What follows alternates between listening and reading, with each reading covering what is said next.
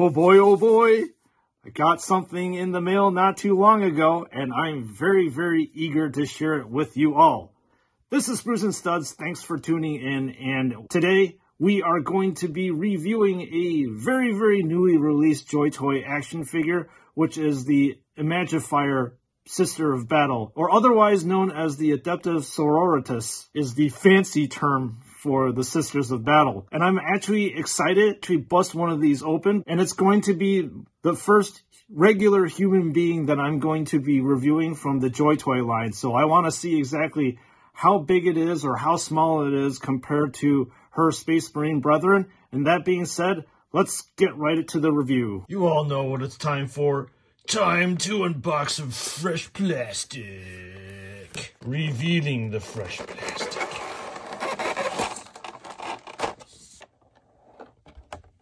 Alright, we have the Imagifier in front of us, and I will have to say, first and foremost, this action figure is like the tiniest thing I've ever held in my whole entire life when it comes to action figures. It's kind of ridiculous how small this is, and later on I will be doing a size comparison video, again, with these Battle Sisters in here. Alright, well, let's just get down to the review then, shall we? Take a nice close-up look at the head area. So this head is enveloped by this hood over here. And the hood actually has a very nice transition from a shaded area all the way up into this light area, which I am a big fan of this smooth transition. So good job, JoyToy, for doing that. We're going to take a look at the Sisters version of the power armor, starting with the pauldrons, and then you have the, I forgot what this is called. I believe there's a French term for this thing. You'll let me know in the comments section what it is, but it is very prominently displayed. And turning this around, you have this on the left pauldron too with the wings, and it's also very heavily shaded over here. Then moving down, we have the sleeves of the sister, as you can clearly tell over here. And the sleeves, again, are shaded pretty well, almost like the hood. And looking over on the other side, it is also very heavily shaded. As you can tell here, there are some highlights up here, which is nice to differentiate the black armor. Because if you just leave this completely black, it just looks like, well, a blob, as you saw in my Raven Guard Intercessor video. So kudos to JoyToy for putting these highlights here. I really like it when they go above and beyond and put the highlights on these action figures. And you can see some prominent highlights also on the arm as well as the wrist and hand area. So let's just look at the power armor. This also is highlighted here. And then it's nice that they put some differentiation right here in the middle with this silver look, which is, again, very nice to see. And then around the belt area, you get this pouch over here. No highlights there. And then you have this frag grenade that is also very nicely shaded with the grooves down here. And then over here, I'm going to assume is a holster for the bolt gun that this sister has. I'm going to assume that's the case. So this is made of a very soft plastic, probably the same plastic they use for the cape down here as well. So as we look down at the action figure here, there's a bunch of beads here with, I guess, Inquisition symbol down here. With the loincloth area, once again, you see this beautiful shading that JoyToy is very, very famous for. Once again, made of the same soft plastic.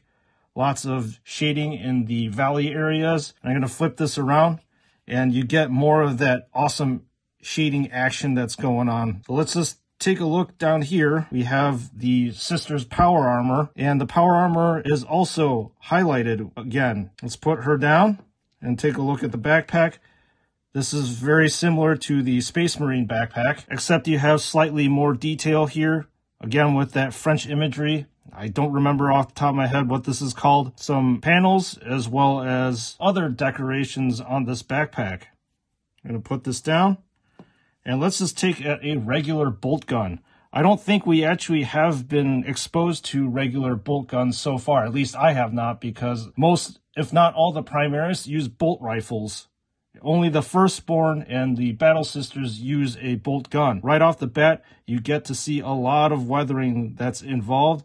similar to the weathering that you can see on a Space Marine bolt rifle. What I actually find kind of interesting is that for some reason JoyToy didn't color this casing black.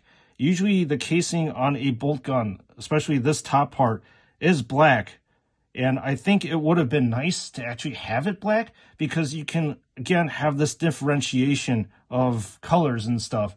This is starting to look a little bit like McFarlane when it comes to their monochromed weapons. So let's just take a look at this stanchion. I believe that's how it's pronounced. And it's basically a gigantic stick, and there's really nothing too much to say about it, I guess. And then finally, which is the whole entire centerpiece of this action figure, is the picture of the martyred saint. I don't think it's Celestine, but it is quite a imposing and quite a large looking, well, martyr. If you want to look at the size of this, this literally is the size of a battle sister. So this is absolutely gigantic here.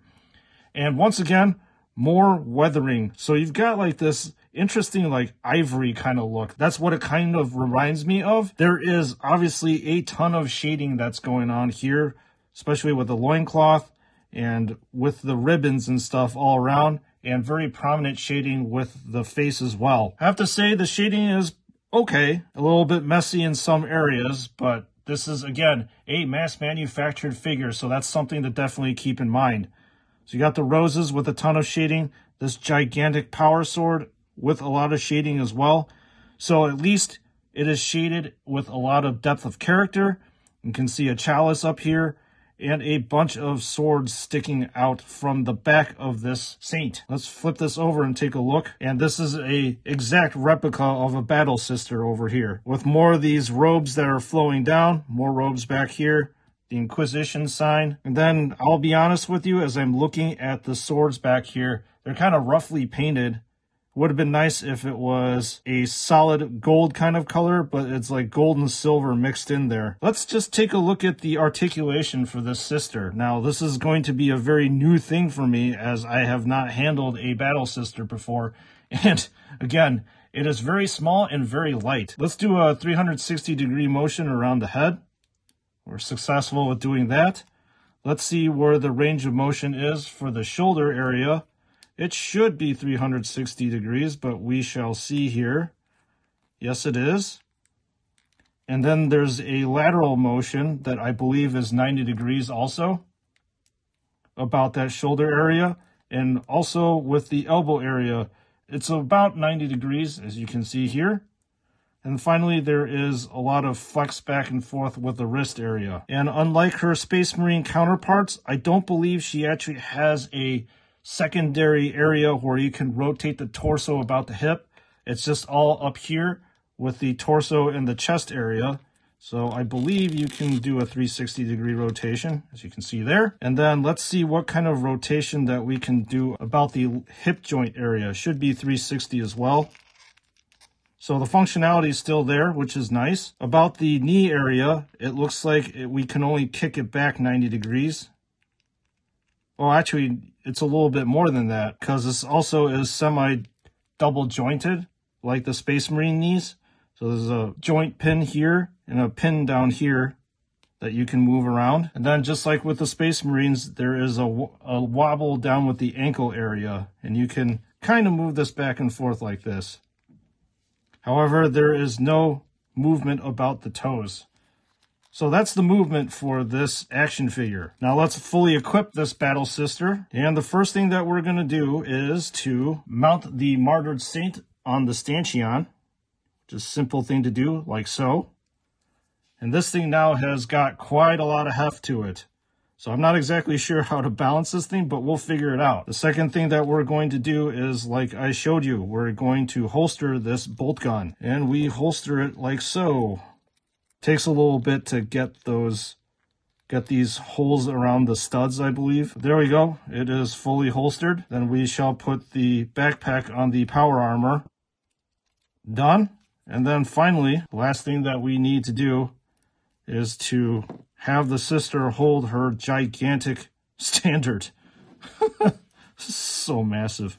She is holding this massive standard. I think posing this will be very interesting to try to keep this top-heavy standard set. All right, folks, action figure reviewed. let's just wrap this up. Well, it looks like your content creator has to be the standard bearer over here, so I'm going to bear the standard for this battle sister in front of us.